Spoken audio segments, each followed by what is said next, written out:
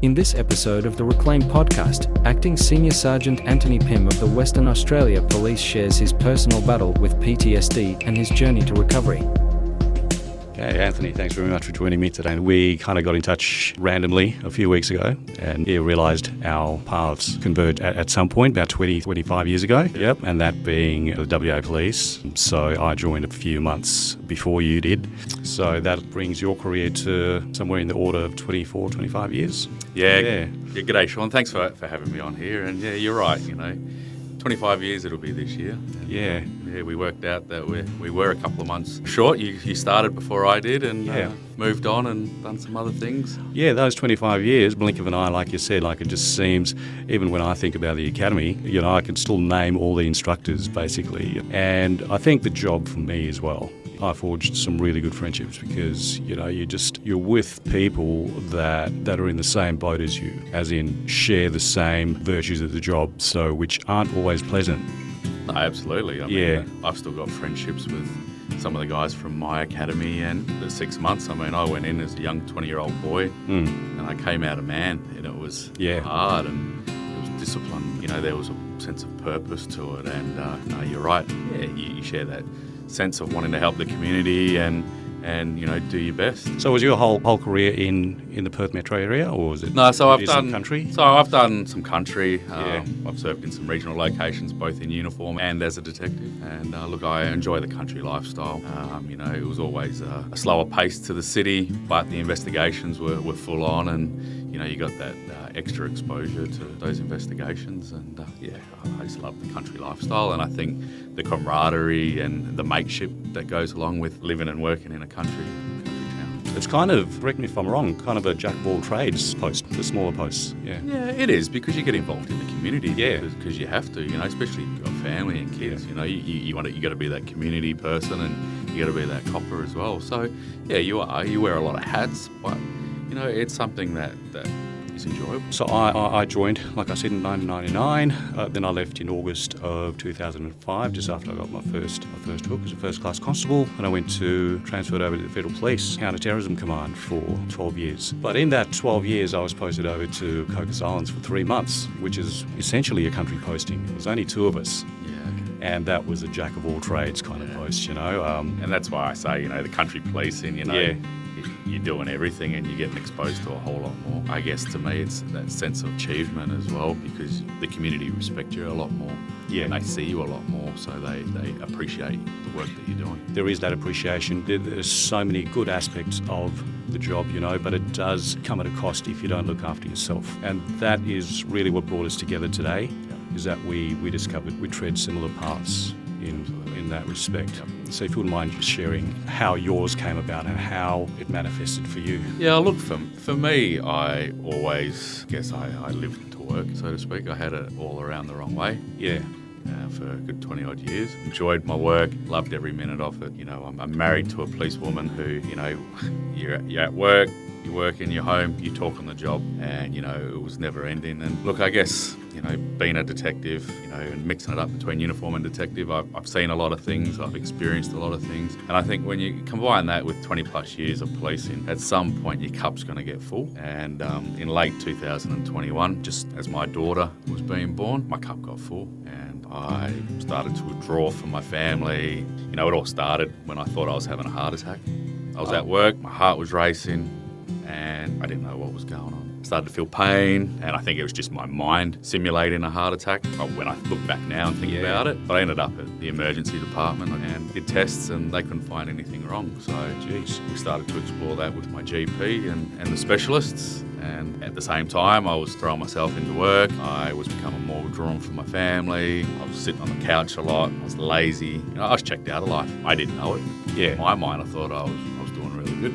It wasn't until my daughter was born and my wife gave birth by a cesarean that after a couple of days, she begged the doctor to let her out so she could come and take care of me and my little boy, because she could see I was struggling and I had to get help. Who initiated that? Was it your wife or yourself that you said you needed to get help? Look, what brought on that realisation? Her coming home so early on after the birth and looking after us. Yeah. was definitely a key indicator that something wasn't right. We didn't know what was wrong. Obviously, with a newborn, family come over, and family obviously got to experience firsthand how distant I was and how much I was actually really struggling and withdrawn. So it was a combination of my wife and some family members saying, look, we really think you should get some help. And, you know, I trust their opinion. Yeah. And I made a courageous phone call to an inspector who I respected and knew had gone through some mental health battles himself. And within 24 hours, I was sitting in front of a psychiatrist. So my story is similar in terms of I had warning signs. Clearly looking back now, I had the warning signs that I just ignored. I had some wake-up calls that I didn't answer. And it happened over a period of time. I can't actually pinpoint at which stage of my career I started, but same thing with the withdrawal.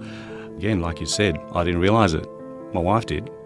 For me, it was just like I was exhausted, like I'd do a day's work, and then because I was in the counter-terrorism space, so there was no outlet, so we couldn't talk. So I'd go home and just sit with it. Be a recluse. Yeah. And I thought that was all it was. Like my head was just full of the job. But there was so much more at play that I didn't realise. Like I said, I've had, a few wake-up calls and I ignored them. The last one I couldn't leave unanswered because it was so brutal. Let's just talk about that period of withdrawal. Because I think that's and I don't want to turn this into a gender thing, but it's a very male thing to do to bottle things up. Yeah. Yeah, look, I guess the best way I describe it is, you're a police officer, you're a male, and you're invincible. You think you made of Teflon. Yeah. Yes. And, you're a family man, you got kids, and look, what I've since learnt is that I numbed my emotions. My emotions were that numb. I'd sit on the couch and I'd scroll on my phone. I'd eat Ben & Jerry's every night. Man, it was some good flavours. But look, it wasn't helping me. Yeah. And I got my wife with my kids, and she's doing everything, and I was just oblivious to it. And I guess I was having the warning signs, probably not as severe as you. I just thought maybe it was high blood pressure, a bit of stress and all the rest of it. I was having these tests. But yeah, you just feel you're invincible. At some point you just think, I'm going to wake up and everything's going to be all right. I was posted over to Jakarta for 2 years. Yeah, okay. The hotel or the apartment I was living at was just down the road from the Australian Embassy, which we worked out of. And this particular Saturday, there were riots in that main street. So I'll just rewind a few years back to 2006. So at the time I was in Solomon Islands, again a riot situation. I was separated from my crew, and a mob of about 200 people attacked me. So severe shoulder injury, and I could quite have easily have died that day. But a paramedic from New South Wales saw this blue uniform on the ground, and courageous as he was, picked me up, scooped me up and took me back to base. Wow. Yeah. So that riot situation in Jakarta was then the trigger. I hadn't thought about Solomon Islands until then. Like, I broke out in a sweat. It was like I was back in the middle of that mob. I was hyperventilating, I was sweating. Wow. My supervisor was living a few doors down, Yep. so I knocked on his door and said, I'm in trouble. They flew me back to Perth, and that's when it started. Yeah. So mine manifested it was quite brutal. Yeah, absolutely. Again, if I'd honoured those warning signs earlier, it wouldn't have led up to that. Hindsight's always a wonderful thing, isn't it? Absolutely. And I guess I don't know whether you experienced it, but as I said, up until making the phone call to get help, in my mind, I was the perfect husband and I was the perfect father, and everything was tickety-boo. But the thing is, like, even when I got back, I went to the hospital, I was still stubborn. I'm okay. It was just a little panic attack. I'll be okay. And then, obviously, the weeks and months after that, I was certainly not okay. So, how did you feel when they said to you finally, okay, you have PTSD? I guess the emotions were very mixed at the time. For me, PTSD was always just a word. I didn't know a lot about it. Yeah. Thought it would never happen to me. But then at the same time, for me and my family, it was an answer and something to work with rather than not knowing what the hell was going on. Yeah. So, yeah, look, really mixed emotions. But I think I take away that the positive from it is I've now got something to work with. That's exactly the same as me, mixed emotions about the diagnosis. When I first heard it, I didn't like it because now I have a label. Yeah. But then I got into a mindset of, okay, now I have a starting point. Now I have something to work with. And so how did your treatment look like? Look, I was quite fortunate enough. I got diagnosed November 2021. And in January 2022, I was on a trauma recovery and growth program that was run from the WA Trauma Centre out of Hollywood Hospital. So I did a 4-week course. So I was there in January. So 4-week course. Look, that course it saved my life. Yeah. 100%. I lived in. We made that commitment to give me the best opportunity was to live in. Yeah. So my wife, again, sacrificed herself to make sure she could look after the kids, to make sure I got the best help and the best treatment. Yeah. So that was really, really good for me, and that was the best way of looking at it. Is it's 100-odd plus hours of therapy straight up in one hit. You didn't find that overwhelming? Yeah, very overwhelming. Yeah. Look, I cried for the first time. Yeah. During that course, it was the first day I cried. Mm. It was like, the best way to describe it's like a roller coaster. But I went there with the mindset of, I need to learn the tools, I need to learn how to cope, I need to work out what the hell's going on with me, and I needed to practice it to move forward. Yeah. The program had lots of things, taught you, the window of tolerance and sleeping and, everything that mental health sufferers suffer from, anxiety, and it's all done through talk therapy. So it was in a group of 10. Right. I was fortunate enough that the other 9 people were all from the emergency services areas, and we all had that common, bond through the emergency. Bond, yeah. Well, look, I accepted that I had PTSD, but the other 9, they battled it for some time, and Right. there was some disbelief. Some on the first or second day kind of accepted it, but some still going through to the 4th week were a bit, no, I don't have it. Yeah, and there still seems to be, I don't know, from where I'm sitting, I'm sitting from the outside looking in, there still seems to be that stigma. Like, people don't want to be labelled with as a, I don't like saying sufferer, as a PTSD experiencer. Yeah. Well, it's definitely, it's not pleasant. It's not pleasant, You don't wish it on anybody. No, I don't know, some of my symptoms, like, I could make sense of anything. Fractured thoughts, nothing made sense. Like I said, the isolation, that feeling of detachment. Yeah. I had a family around me, but, Right. I could be at a party and just not be at the party. Yeah. Profound loneliness in it. Yeah, I wouldn't say I was found the loneliness, but I certainly had that detachment, and I was emotionless. Yeah. Really.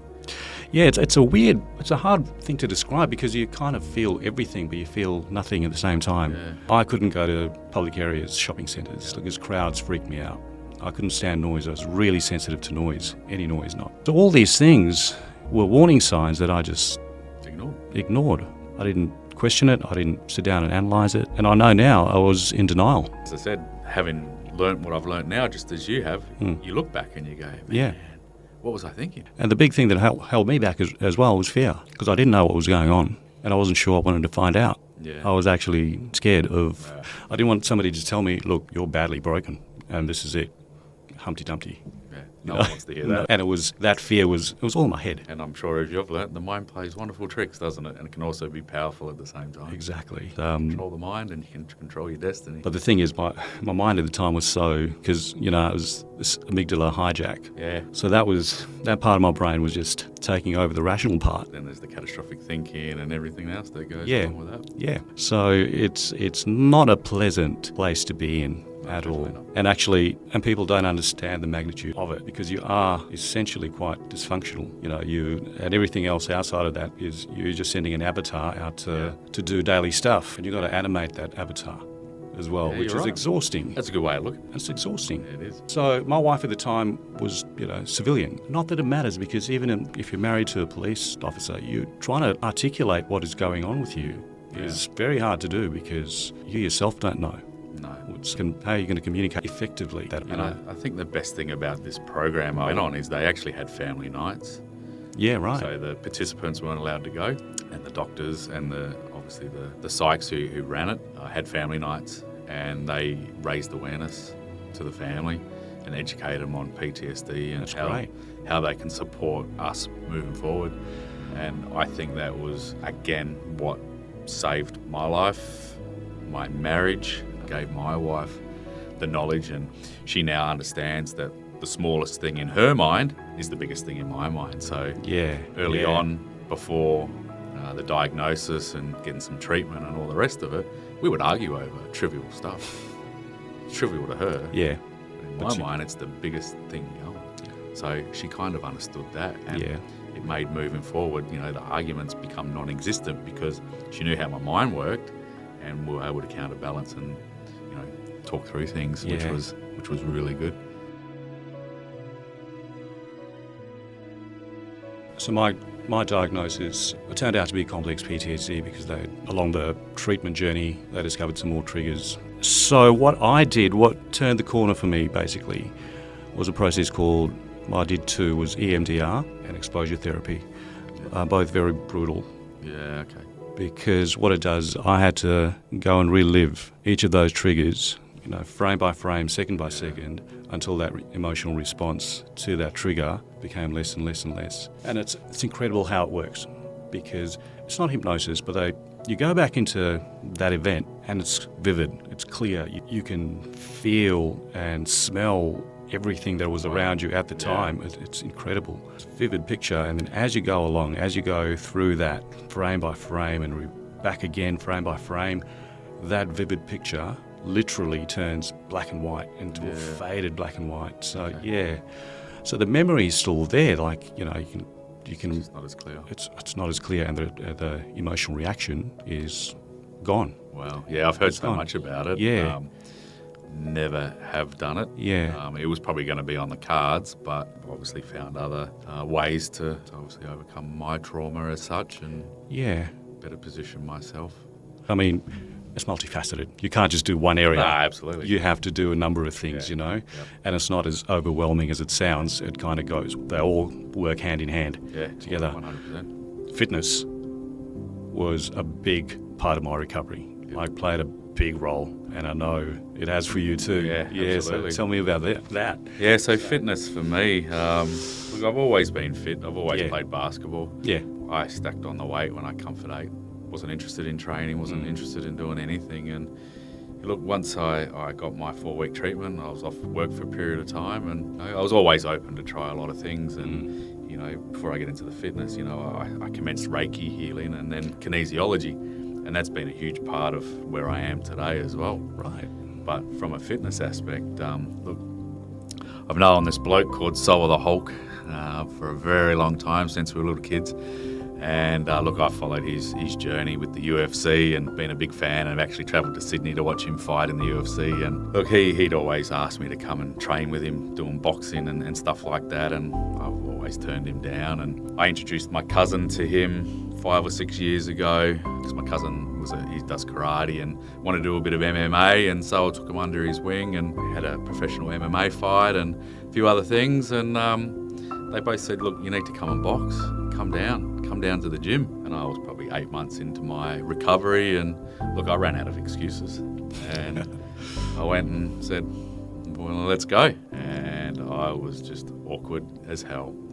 Couldn't box, so I'm a lover, not a fighter. Yep. But I'd been training in the gym, and I knew I had to shed some weight and try and cut things down. And I went boxing one day with Soa, and from there it evolved. The good thing about training with Soa and the crew is it's a very safe environment. Yeah, that's important. Everyone's very welcoming. Yeah. And the first day I went there to box, Mitchell Johnson was there, the cricketer, training, because they were preparing for a corporate boxing event. Right.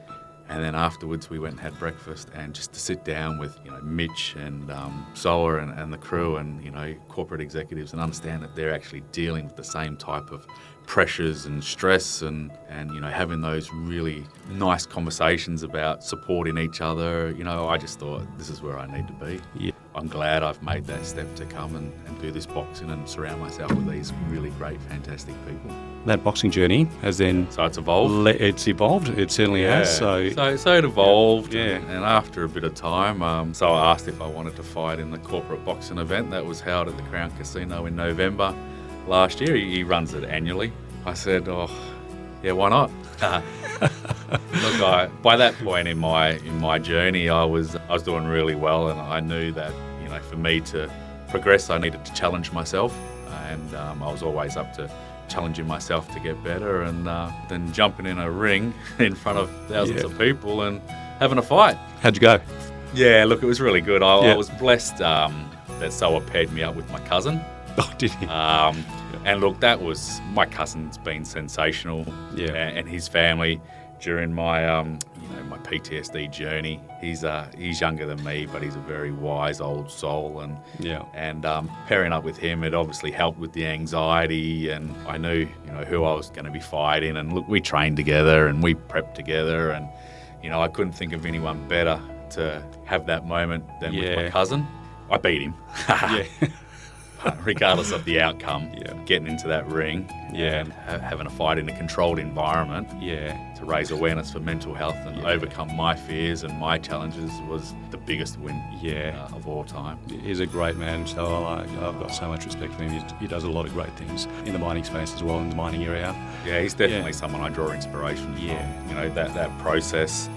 Since I started boxing with Soa, I've dropped over 20 kilos. Wow. Continuing to lose weight. So I still go down every week, and I'd love to go every day. It's too hard with other commitments. So every Saturday, it's my time away to go train with Soa and the crew and be in that really nice and comfortable environment. And that's a pertinent point actually that you raised. That you felt safe in that environment, because obviously exercise. I would preach that to everyone going through mental health issues. Just go and move your body, but do it in an environment where you're not going to feel intimidated, or because you say exercise, people automatically think, okay, I've got to join a gym. Yeah. And then they walk in the gym day one, they're intimidated, they're out of their comfort zone, then they don't go again. So find something or somewhere where you feel safe and protected. But exercise is key. It's a key pillar of trauma recovery. Absolutely. I train every day, and if I don't, I feel guilty. Yeah. And it's a positive habit. My wife trains every day, and we know that puts us in a positive mindset, and it gets us going. And then I haven't tried the other, like Reiki or anything like that. I've tried other modalities, a lot of breath work. I do a lot of trauma release that way, just to get rid of whatever's stored in the body. Yeah. And there's sound healing. There's so many things that would resonate with different people. Yeah, and there's so much you can do. There's so much you can do. One thing that works for you might not work for me. So it's about that exploration and seeing what is right for you. But I always promised myself to have the mindset to be open to try anything. Like I said a little while ago, fear was one of my biggest hurdles to overcome, and it was imagined. There's a saying that I like, and it says, fear is an inch deep and a mile wide. So there's vast expanse of fear that you imagine, and then you dip the toe in, and it's only ankle deep. So that first step, no matter what it is, as long as it's forward, is the hardest though. Absolutely. And everything from there is just a domino effect. From there, The best way I describe that to other people who are in a similar situation is, day one, if you can't get out of bed, pull the blankets back. Day two, sit to the side of the bed. Day three, put your foot on the floor. You just keep building on that. I used to loathe the cliche of baby steps. Take baby steps. I didn't want to hear that, but it's so true. And the first day of this trauma recovery program was obviously living away from the family. And I joined a gym for the 4 weeks. From day one, I knew I had to start those baby steps. Start those positive habits. So then by the time I got home, I went back home on weekends, but by the time I got home after this 4 weeks, I had some established habits to continue with. During your recovery, did you have time off work? Or? So I was off work for probably about 5 or 6 months. So I took the time out to actually really focus on myself. Every day, from day one, I decided that I wanted to be very transparent about my treatment and my PTSD, and that was for the purpose of raising awareness. And people see you having time off, but every day I was working on myself. If I wasn't in the gym, I was walking around a lake, experiencing nature and appreciating what nature has to offer, or I was seeing my psychs. Every day I did something to try and improve my mental health. So you took the 6 months off work. Was there a return to work program in place? So I went on a return to work program. Yeah. For the first month, it was a couple of days for a couple of hours. I always made it quite clear to the police doctor and all that I was going to run my own race. What I mean by that is I didn't want to be forced to be back full-time and fully operational by a certain period. I wanted to, in consultation with all my medical team, be able to do it when the time's right. And my goal was to get fully operational. That's just who I am, that's in my DNA, that I wanted to get fully operational. How I would get there and how that would look and when, I had no idea. Yeah. But that was my goal. Look, I'd been consulting health and welfare since day dot, and I'd been seeing the police doctor, throughout the course of my return to work program and having these conversations and open and honest conversations. Yeah. As I said, I've always been transparent. And my next challenge was getting the courage to go and do my firearms training. Yeah, I was going to ask you about that. Yeah, because that would have taken some courage. Yeah, the anxiety was huge. And I went there and I just said, hey guys, I've got PTSD. I've just been given the all clear to have a crack at this. Please be kind and please be patient. And they were very accommodating. And excellent, yeah. And for me, when I was at the Maylands range, there was some familiarity there. And a couple of the people who were doing their requalification shoot that day were familiar faces. And that helps. They made sure they were in the bays next to me. That's great, yeah. One of the older ladies was holding my hand saying, you've got this and I'm proud of you, and just reassuring me. And long story short, as soon as the pack timer went off, it was muscle memory, and I cold qualified, best shoot I'd ever done. And I turned around, grouping like that. I turned around and joked that I shoot better with PTSD. And I think I feel there is a shift in respecting PTSD, because years gone by, people might have thought, okay, PTSD, that's for soldiers, military, and then that's it. I don't think people gave it the respect that it deserved. No, you're right. And I think that's changing. I think so, and I think it's coming down to obviously more awareness and more education. Yeah, and as I said, I wanted to be so transparent just to prove that, I didn't know it at the time that I'd get myself fully operational and I'd be back full time. I had no idea what was going to happen in my journey. Of course. But I wanted to prove that just because you've got a mental illness, you shouldn't let it define who you are. Absolutely not. And that was my goal.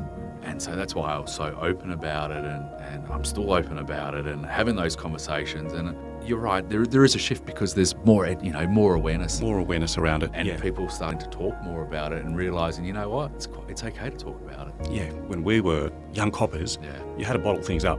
Yeah. You go to a rough job, you just deal with it. Well, how many times did you hear, go to Bunnings and grab some cement, and hard? Yeah, exactly. Yeah, a lot of guys are yearning for that safe space that they could jump into and just open up. Yeah. And I don't know if that's already there and they're just missing it, or it needs to be implemented. Certainly from AFP perspective, they'll talk it up in terms of we have all these strategies and things in place, but the delivery is quite poor. Yeah, look, the processes are in place, obviously, with us, but where I feel there's a greater need in, obviously, at the recruit level and at the grassroots, and providing that education and awareness early on, because I know, and I'm sure if you knew what you know now, as a young recruit joining the job, you probably wouldn't be here. So I think that's important, and I mean, and having an understanding of work-life balance early on too. Exactly. For me, there was none, and I lived for the job. It was just, I was consumed by it. Yeah. I lost my first marriage through working too hard and throwing myself into the job. So, I think I've got my balance down quite well now, and I work to live. And it's I don't want my kids to remember me as being the best police officer or just a police officer. I want them to remember me as being, the dad who was there for their birthday parties and at their assemblies, and when they get married, being there, and that's what I want them to remember me for. Exactly. So my priority's different. So in order for you to do that, you have to be there for yourself first. Number one first, and then family, then the job. That's what I wish I'd known back then. Same. When you got back to that return to work, was the job supportive, or did you have a bit of pressure from the executive saying, look, when are you going to be operational? What's going on? Was it? Look, I found them really supportive. As I said, I pretty much articulated from day dot that I was going to be the master of my destiny and run my own race, so to speak, within reason. And they certainly allowed that to happen, especially the police doctor. Yeah. We had some conversations about when we'll do it, and And look, she stuck to my plan, and I conformed with what her ideas were, and it made it, I guess, a bit seamless. I mean, you hear horror stories, and going through the process, I was scared shitless. Because you hear these horror stories, and I just thought, well, I'm just going to throw myself in, I'm going to be open, I'm going to be honest and articulate exactly how I feel and what's going on. And as I said, I think that was my saving grace, because we're all on the same page. I had no pressure, and it's definitely allowed me to get to where I am now. And we both, would have lost colleagues along the way, and it's tragic that guys and girls are forced into that, not forced, but find themselves in that corner when it's completely avoidable. I find now, we talk about being made of Teflon and having that persona, but I find now that I've been courageous, and having these conversations makes me much tougher than that Teflon. I'd rather be vulnerable any day of the week. To me, that's real strength, that. Yeah, absolutely. And that's how I view it now. Yeah. So it's not about, I'm not going to cry because of, this Teflon. It's be vulnerable. Yeah. I'm doing my best in my work areas to normalise the conversation around mental health, and we always talk about mental health. The police have, I've done some keynote speaking for them, and I've featured on a few of their magazines, and they've just done a 7.5-minute video on my story that's been released to the agency. Fantastic. And I do have a lot of people come and talk to me about it, and I've received emails recently saying that 7.5-minute video I just watched has prompted me to go check in with my psych and get some help. And I think that if I had my time over again, I think I would check in with a psych every 6 months just to stay on the front foot, Brian. And as I said, look, I draw inspiration from SOA. We've connected. I've looked at your page, and I draw inspiration from the stuff that you're doing. And there's a lot of people doing some really good work out there. Yeah. In trying to raise awareness and try and help people. And that's what I want to do. I want to help my colleagues, and I want to help my mates be able to cope. And that's the thing, policing is a tough job. Well, emergency services in general, it's a tough gig. Yeah. And then you might have pressures at home, or compound that with post-traumatic stress that's untreated. That's just a world of hurt, That's a very unpleasant place to be. I think that whether it's fear or reluctance to step forward, that needs to go. I think it's the fear of being jeopardised in the job, really, and your career. People fear that as soon as you've got this status about you, that you're broken. That you're broken, That's your career gone. So I'm out to prove that, it doesn't have to impact your career. I've been acting at a rank higher for the last 10 months. I'm in a good place, and I'm doing really well, and, I'm making all these critical decisions, and I'm putting myself first, and it hasn't stopped my career. Yeah, there was a minor hurdle when I worked on myself and made myself better, but as a leader now, I'm a completely different person. What I wouldn't tolerate and would probably be short-fused pre-PTSD, now see the compassionate side to it, and I tackle it in a different way. See, that in itself is fantastic, that you are able to act up without being looked at as, okay, he might not be able to handle this pressure. But let me tell you, when I first acted up, I didn't realise it was going to be for this long. My district office, and I take my hat off to them, gave me a task that was quite challenging. It was a HR-related task, and it wasn't pleasant. They asked if I was capable of doing it before they gave it to me. And then when I said, I'm all for challenges, and I'm not going to overcome anything if I bubble wrap myself too much. Yeah. Then when I did the task, they even rang me at home just to check in on my well-being. I'm really supported, and from an executive, with the executive doing this, I know that I'm doing my bit to educate and change that culture, and by being so vocal about PTSD, I'm sure other police are going to take a lot away from that. I hope that so. Because that, like you said before, would be one of their biggest fears, being ostracised and labelled as broken, damaged goods. Yeah. One of my main conditions was I'd get that anxious that I'd get dizzy. Yeah. That was my main symptom. Yeah. And during my recovery, I honestly got sick of walking into a shopping centre with my family and saying, I'll be in the car. So I made those baby steps, and my little boy, he's almost 6, but he would have been 4 at the time. He kind of started picking up on it. When he was younger, everywhere we walk, I hold his hand because it keeps him safe. I actually said to him, I said, hey, look, Daddy doesn't feel safe at the shops. And that's why Dad always ends up in the car, because he doesn't feel safe. Yeah. How about you hold Dad's hand and help me feel safe in the shopping centre? Brilliant. And he did. he would hold my hand so tight and he'd be going, Dad, are you feeling safe? Are you feeling safe? And that's how I started to enjoy shopping again, because my boy would hold my hand. Yeah, look, my family, my wife, they've been so fantastic during my journey. And the first weekend back after my 4-week program, when, you know, I had a aha moment, as it's called. Yeah. I sat down with my wife and we had a really long conversation, and one of the things I opened up to her about was, you know, for years when I told her and, you know, the kids that I loved them, it was just mere words and that there was no emotion. And I said, I've actually realised that my emotions were numb, and now, you know, I'm at the point when I tell them that I love them and all the rest is that butterfly feeling and there's that emotion. And that was probably one of the toughest conversations I've ever had. And from that moment forward, my wife and I, you know, she's seen me cry many times now. She never had. It's amazing. You know, the communication we've got's the best it's ever been. And You go through the horrors, but then you emerge with an upgrade. And what my wife does that, you know, she just does subconsciously now is obviously being in the police as well.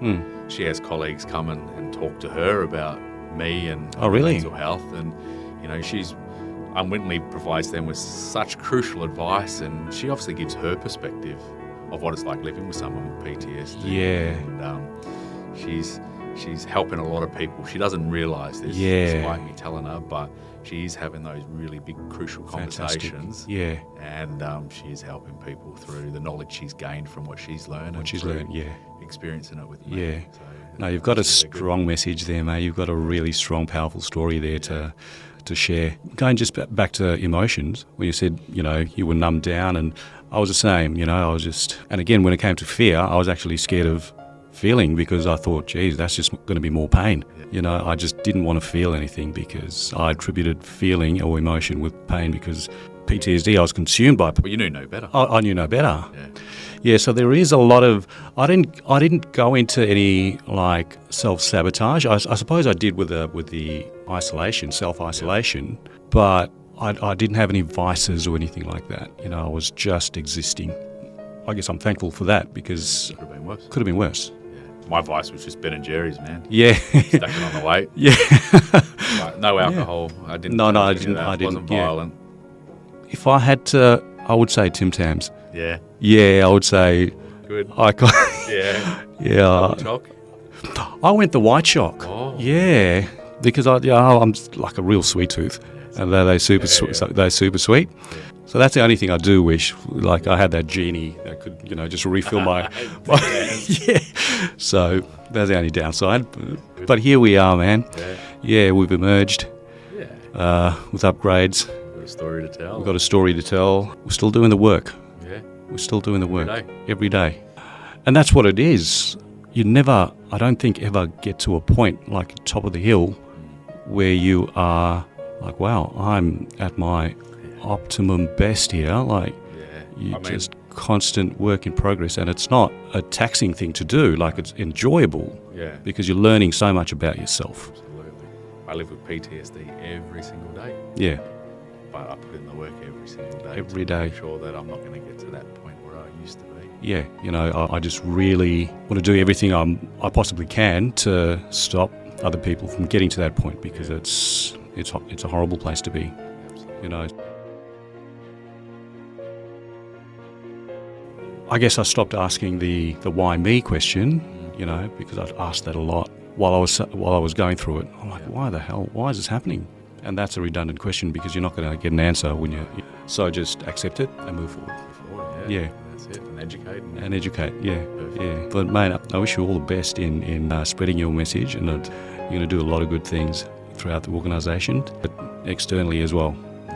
Because trauma is trauma, you know. There's domestic violence victims, there's child abuse victims, there's all sorts. It manifests in all different forms. The symptoms are exactly the same. It doesn't matter how it's caused.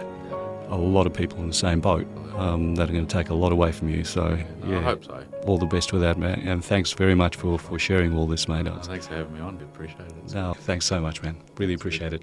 Yeah, thanks.